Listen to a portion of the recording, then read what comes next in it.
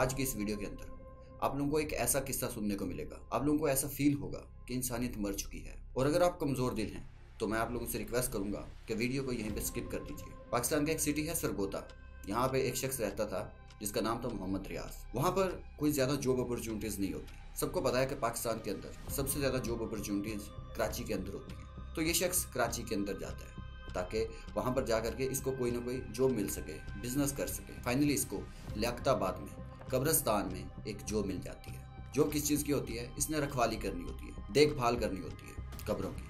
तो वहाँ पर इसका एक शख्स दोस्त बनता है जिसका नाम होता है वजीरा। अब आहिस्ता आहिस्ता इनकी दोस्ती बढ़ती जाती है। अब दोस्ती क्यों बढ़ रही थी? रीज़न ये थी, वजीरा वो कब्रिस्तान में रोज़ आता, जब अंधेरा हो जाता कब्र खोलता और कब्र के अंदर जाता। मोहम्मद रियाज इसको रोज देखता। एक दिन उसने पकड़ ही लिया इसको कि आखिर कब्रों में तू करता क्या है। तो उसने ऐसी चीज़ बताई जिसको सुन करके आप लोग को घिन आएगी, नफरत आएगी, गुस्सा आएगा बहुत ज़्यादा। वो कब्रों में जा करके औरतों के साथ सेक्स करता था।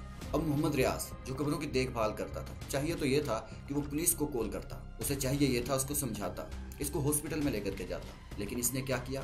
हाथ मिला लिया। अब ये दोनों भाई, दोनों दोस्त मिल करके पूरी प्लानिंग के साथ कब्रों की बेहुरमती करते, औरतों के साथ सेक्स करते। ये जो वजीरा नामी शख्स था ये बहुत ज्यादा नशे करता था, हैवी डोजेस लेता था। एक दिन इसने बहुत ही ज्यादा हैवी डोज ले ली जिसकी वजह से इसकी मौत वाक़ई हो गई। अब अकेला मोहम्मद रियाज रह गया। चाहिए ये था ये रुक जाता, खौफ आ जाता, लेकिन नहीं भाई, ये रुका नहीं।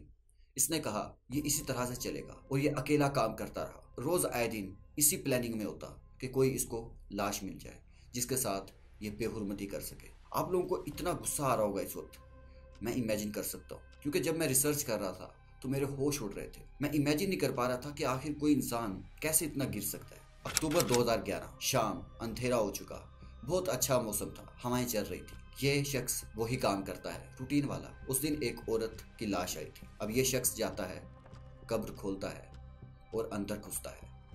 अब इसको कुछ अजीब अजीब वाइब आ रही होती है। उसके दांत बहुत अजीब लग रहे होते हैं, चमक रहे होते हैं। उसकी आंखें खुल जाती हैं, उसका कफन गायब हो जाता है और ये बहुत ज़्यादा डर जाता है। ये कब्र से निकलता है और भागने लगता है। इंतहाई स्पीड से ये भागता है। लोगों को कहता है अरे देखो कब्र के अंदर बहुत बुरी चीज़ है। लोग जब कब्र को देखते हैं तो इसने खोद रखा था। लोगों ने इसको बहुत पीटा, इतना पीटा कि इसकी हालत बहुत ज़्यादा ख़राब हो गई और देखते ही देखते ये केस बहुत ज़्यादा वायरल हो गया। तुम कब्र खोदते थे, अंदर जाते थे और कब्र खोदते थे, स्लेब हटाते थे पीछे वाले पाँव की जगह में। स्लेब हटाया, स्लेब वो कब्र की जगह पे ना, कहाँ पाँव की जगह होती है, वो हटाते थे, फिर अंदर जाते थे। पहले वो जाता था अंदर, फिर उसके बाद फिर मैं जाता था।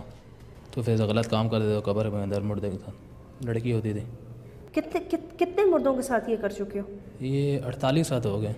इस एंकर के भी होश उड़ गए कि आखिर कोई इंसान कैसे इतना गिर सकता है। अदालत के अंदर केस चलता है और इसको सजाए मौत दे दी जाती है। लेकिन आप लोगों को पता है पाकिस्तान का कानून कितना स्लो है। 2011 के अंदर इसको सजा हुई और आज तक इसको फांसी नहीं हुई, आज भी जिंदा है। अभी भी आपके मन के अंदर एक सवाल आ रहा होगा कि आखिर कोई इंसान कैसे इतना ज्यादा बेखौफ हो सकता है। क्या ये कोई बीमारी है? क्या ये नफ्सियाती मसला है? जानते हैं इसको। इस दिमागी बीमारी को कहते हैं नेक्रोफिलिया, यानी कि इंसान अट्रैक्ट होता है लाशों की तरफ, मुर्दा औरतों की तरफ। जैसे मर्द मर्द की तरफ अट्रैक्ट होते हैं, औरतें औरतों की तरफ अट्रैक्ट होती हैं। ये हर कोई नहीं होता, ये बहुत कम केसेस होते हैं। इसी तरीके से लाखों में कोई एक इंसान होता है जिसके अंदर यह बीमारी होती है। लेकिन हम इसको बीमारी कह करके इस जुर्म को छुपा नहीं सकते। असल के अंदर ये एक बहुत बड़ा जुर्म है और ऐसे केसेस ऑलरेडी बहुत हो चुके हैं। तो गाइस, इस चैनल को सब्सक्राइब कर लीजिए।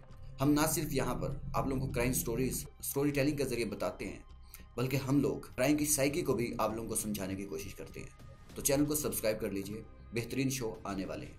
अल्लाह हाफिज़।